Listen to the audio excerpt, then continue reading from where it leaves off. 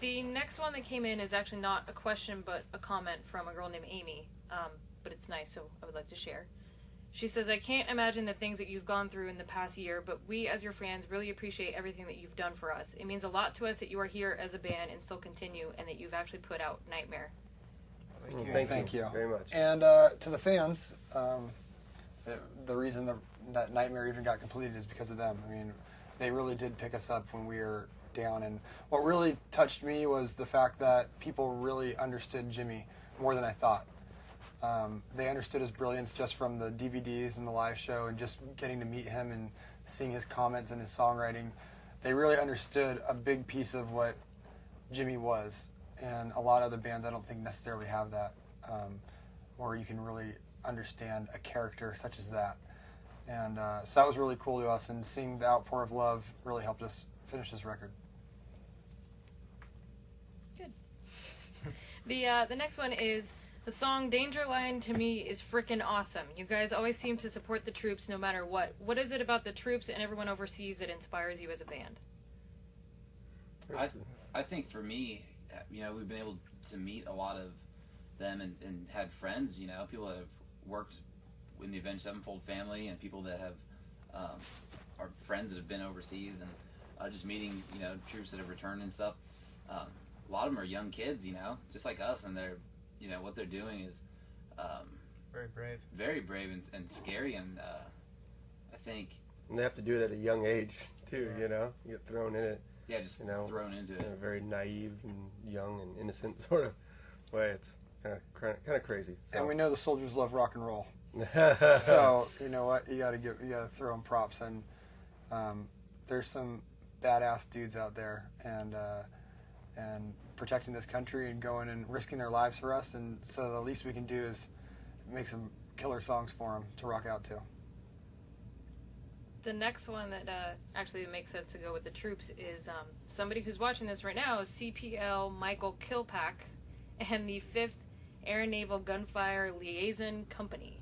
Awesome. Nice. What's up, dude? With other demos like Nightmare, let's start that over. There were demos like Nightmare that came through that featured Jimmy and actually ended up being released. What was it like to have that come out? It came out in such a whirlwind time. There's so much stuff going on with the record right now, and I haven't really had time to take it all in with that. I mean, I hope kids understand that, when Jimmy would lay down drum tracks, he'd sit there and hear a song one time, and that's the drum track he laid down. He wouldn't touch it again until he came back to do the final, parts of it. So, I mean, that's literally Jimmy sitting down, hearing the song one time, going through it, and kind of sitting there silent, and then going, okay, let's go, press record, and that's what he played the first time through. And that's the brilliance of them, those parts, and just the feel and just the understanding of the song, and the time changes and just the time signature changes that go on. He just played them flawlessly, just fills and just technical things that most people would take for granted. So it's pretty amazing. I would have loved to see what he would have done on the record, and I think everyone would have. But, I think we did a great job with what we had, and Mike Portnoy did an amazing job of interpreting what Jimmy would have wanted. So the Nightmare demo isn't out there to impress anybody. It's for our hardcore fans that want to hear and feel Jimmy's drums, because there's something different about it. Let's jump to a funnier question. Finish this line. Britney Spears walks into a room and... Oh my God, come on.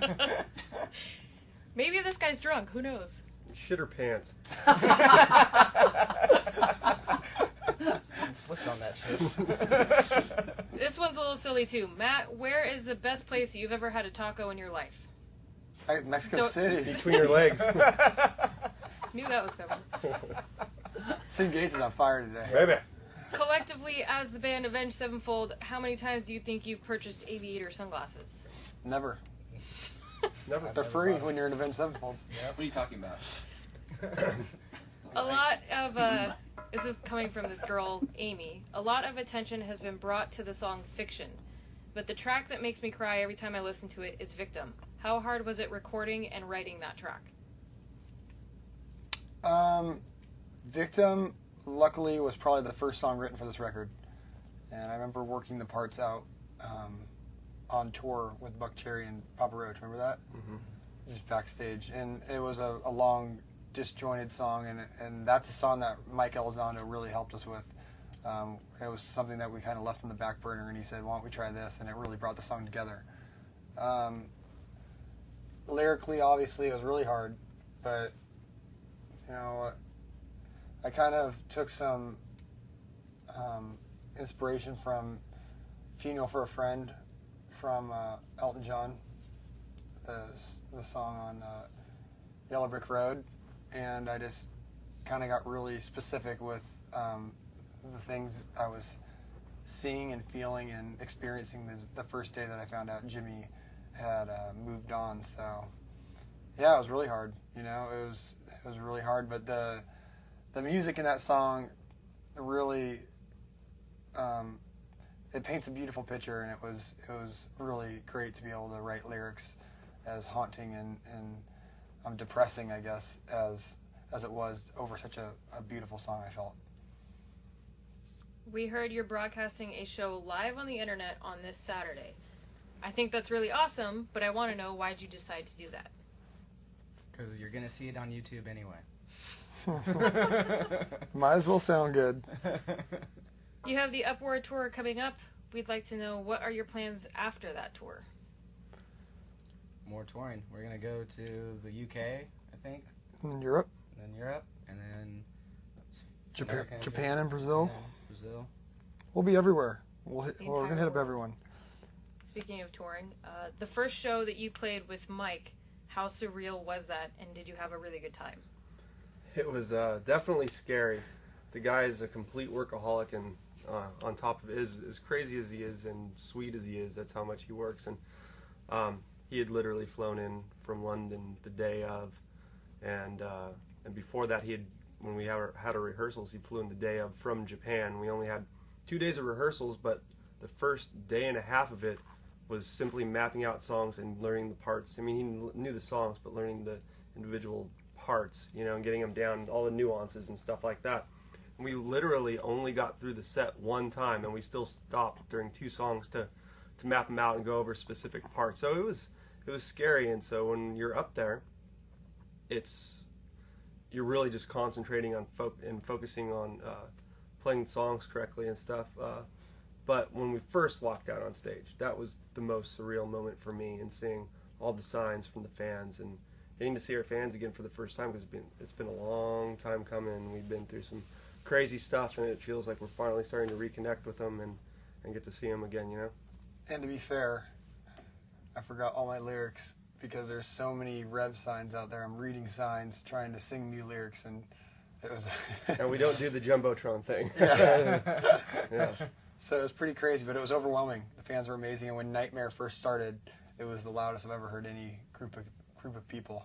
So it was pretty insane, and it was funny because you turn around and see Mike back there, and I think he was having a blast as well. So Yeah, he was loving thank it. you guys in Montreal. It was awesome. This is actually a good question, because I've been wondering this all day. I've noticed lately you guys have been wearing the same necklace the past few shows, and I figure that somehow they have to represent the Rev. Can you tell us specifically what they are? Absolutely. Yeah, this is a part of Jimmy's drum set, and Jason Berry, Jimmy's drum tech and our best friend, before the drum set went into the Hard Rock in Las Vegas, as a memorial to him, he cut off some of the bolts and just the pieces that held the drum set together, cymbal stands, and made these for us and a bunch of Jimmy's close friends and a lot of our crew.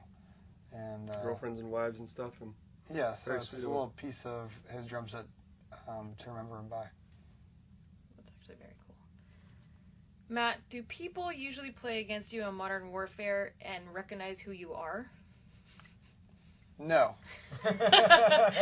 Because I give me your gamer tag. Because I have a secret gamer tag. You're not Dr. Disrespect, are you? But I will say this. I'm not Dr. Disrespect. But I will say this. Yeah, it'd be way cooler if I was Dr. Disrespect. Check him out. I will say this, though. I looked at my you can go in your gamer card and check it out, and I have a 70% people don't want to ever play with me again, and it says, and it breaks it down to shit talking, bad attitude. Bad attitude. Of course. Awesome. Of course you got the. So that's me. That's my real gamer tag. I just yell the whole time.